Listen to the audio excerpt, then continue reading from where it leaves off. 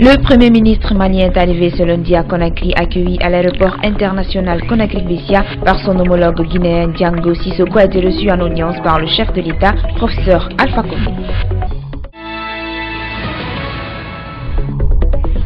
Dans la perspective des législatives annoncées pour le 12 mai prochain, la délégation spéciale de Matoto, la coordination des marchés et les chefs de quartier sont en tournée de sensibilisation dans la capitale. La démarche vise à informer les populations sur la nécessité de se faire recenser pour la révision des listes électorales à venir. C'est le stade municipal de Dabomba qui a constitué la première étape de cette caravane.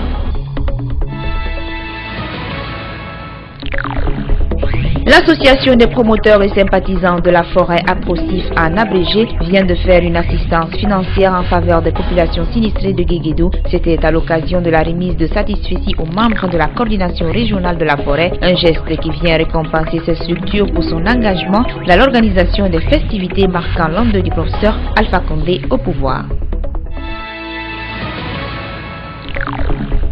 Les accusés dans l'attaque contre le domicile privé du chef de l'État devant le prétoire ce lundi, le chef présumé du commando qui a dirigé l'attaque a comparu. Le commandant Alpha Omar Bofadialo alias AOB a rétoqué les charges retenues contre lui avant de faire des révélations troublantes. Et pour les avocats de la défense, le fond de ce dossier est vide. Il est monté de toutes pièces pour, je cite, anéantir certains officiers de l'armée. Quant aux avocats de la partie civile, ils se disent convaincus que l'attaque du 19 juillet 2011 visait à déstabiliser les institutions de la République.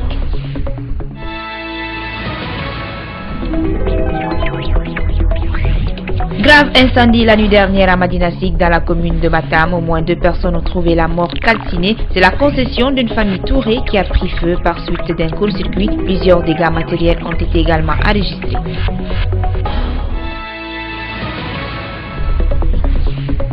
Les acquis et les défis dans la prise en charge des malades au CHU d'Onka ont été évoqués ce lundi. C'était à l'occasion de la cérémonie de présentation des vœux de Nouvel An organisée par la direction générale de cet hôpital public. Une occasion pour la section syndicale du centre hospitalo-universitaire d'inviter le gouvernement à appliquer le protocole d'accord signé en 2012.